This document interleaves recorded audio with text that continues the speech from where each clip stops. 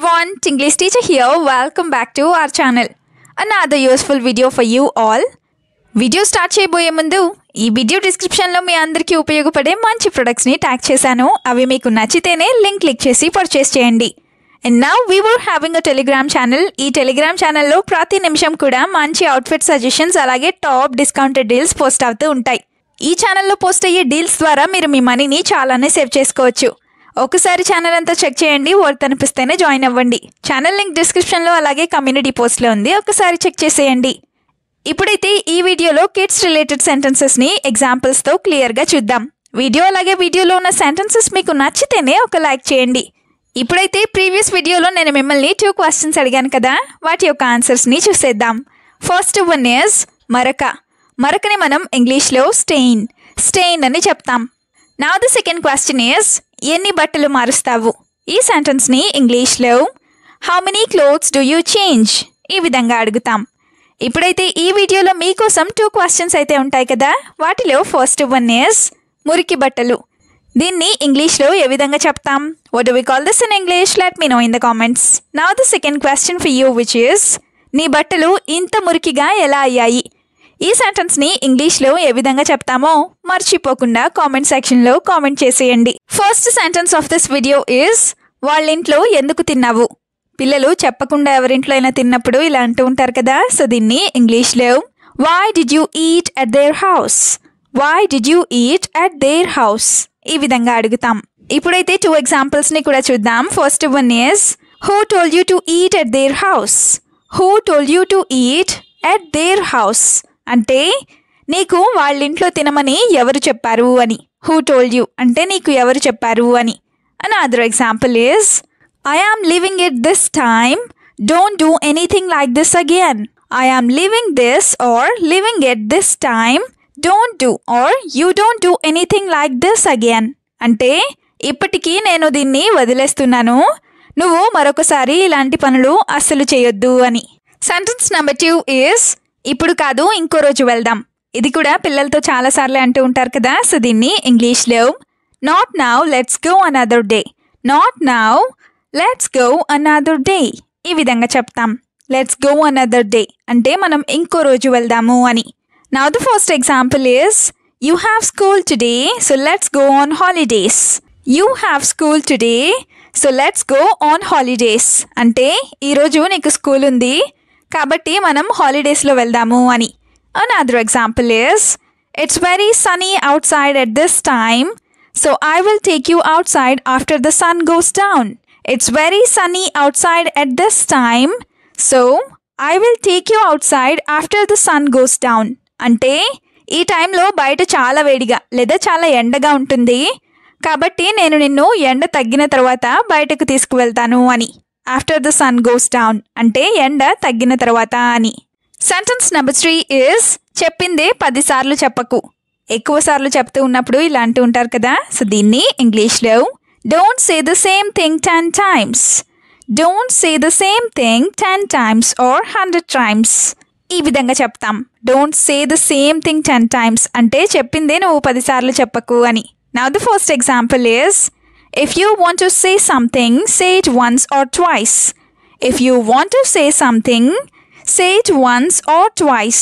అంటే నువ్వు ఏదైనా చెప్పాలని అనుకుంటే గనక నువ్వు ఒక్కసారి లేదా 2 సార్లు మాత్రమే చెప్పు అని. Now the second example is if you say it more than that, the other people will get annoyed with you. If you say it more than that, the other people will get annoyed with you. అంటే నువ్వు అంతకంటే ఎక్కువ సార్లు చెప్పినట్లయితే అవతలి వాళ్ళు నీ మీద చిరాకు పడతారు అని. సెంటెన్స్ నెంబర్ 4 ఈజ్ కాసేపైనా చదువుతావా? ఇలా కూడా అంటూనే ఉంటారు కదా, సో దీన్ని ఇంగ్లీష్లో will you study for a while or will you study at least for a while ఈ విధంగా అడుగుతాం.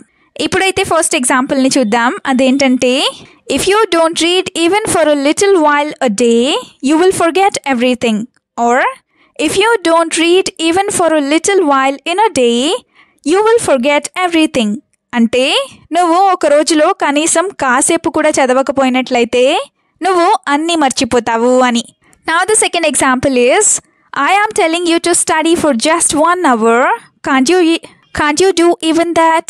I am telling you to study for just 1 hour. Can't you do even that? అంటే నేను నిన్ను 1 గంట మాత్రమే చదవమని చెప్తున్నాను, నువ్వు అది కూడా చేయలేవా అని. సెంటెన్స్ నెంబర్ 5 is గోర్లు తినకు అని ఎన్నిసార్లు చెప్పాలి? ఇది కూడా పిల్లలకి చాలాసార్లు చెప్తూ ఉంటారు కదా. అయితే దీన్ని ఇంగ్లీష్లో How many times do I have to tell you not to bite your nails? Or How many times do I have to tell you not to eat your nails? ఈ విధంగా చెప్తాం. ఇప్పుడైతే ఫస్ట్ ఎగ్జాంపుల్ని చూద్దాం. అదేంటంటే If you bite your nails, it can cause many diseases. If you bite your nails, it can cause many diseases.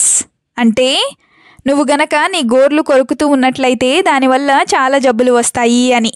అదే If you keep biting your nails, it can cause many diseases.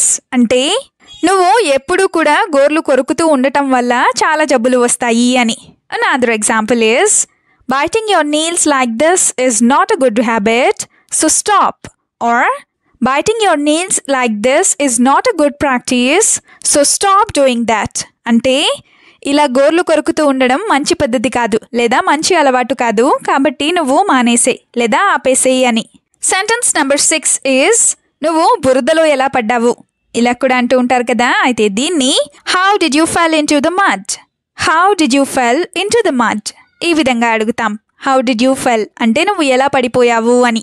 Now the first example is Did someone throw you in the mud? Did someone throw you in the mud?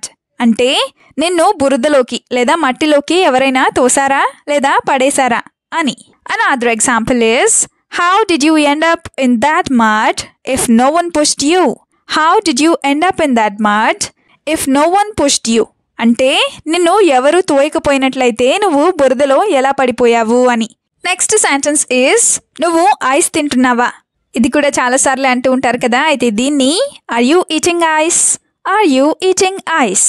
ఈ విధంగా అడుగుతాం. Now the first example is Do you eat ice cream every time you open the fridge door? Do you eat ice cream every time you open the fridge door? అంటే నువ్వు fridge door తీసిన ప్రతిసారి కూడా ice cream తింటున్నావా లేదా ice cream తింటావా అని. Another example is If you eat ice cream all the time, you will definitely catch a cold. If you eat ice cream all the time, you will definitely catch a cold. అంటే నువ్వు ఎప్పుడు ice cream తింటూ ఉన్నట్లయితే నీకు ఖచ్చితంగా జలుబు చేస్తుంది అని. క్యాచింగ్ అ కోల్డ్ అంటే జలుబు చేయడం అని. Now the last sentence is వాళ్ళతో మాట్లాడకుండా కూర్చో. ఇలా కూడా చెప్తూ ఉంటారు కదా. అయితే దీన్ని ఇంగ్లీష్లో You sit there without talking to them. Or you sit without talking to them. ఈ విధంగా చెప్తాం. Now the first example is It's better not to talk to them when they fight with you about everything. Or It's better not to talk to them when they fight with you about every little thing. అంటే వాళ్ళు నీతో ప్రతి చిన్న విషయానికి కూడా గొడవ పడుతూ ఉంటే నువ్వు వాళ్ళతో మాట్లాడకపోవడమే మంచిది అని. Another example is If they want to fight with you even if you don't speak up, tell the teacher. Or if they want to fight with you even if you don't speak up, then tell the teacher. అంటే నువ్వు వాళ్ళతో మాట్లాడకపోయినా కూడా వాళ్ళు నీతో గొడవ పెట్టుకోవాలి అనుకుంటే నువ్వు టీచర్కి చెప్పు అని. వీడియోని ఎండ్ వరకు చూసినందుకు థ్యాంక్ యూ సో మచ్. వీడియోలో ఉన్న సెంటెన్సెస్ అన్నీ తరచూ ప్రాక్టీస్ చేస్తూ ఉన్నట్లయితే you will become a better and fluent English speaker. ఈ వీడియో మీకు ఏ విధంగా అనిపించిందో మీ ఫీడ్బ్యాక్ని మాత్రం తప్పనిసరిగా కామెంట్ సెక్షన్లో కామెంట్ చేసి చెప్పండి. We'll meet you again with the useful and interesting video. Until then, keep learning, keep practicing and keep supporting Tinglish Teacher. Have a good day. Bye-bye.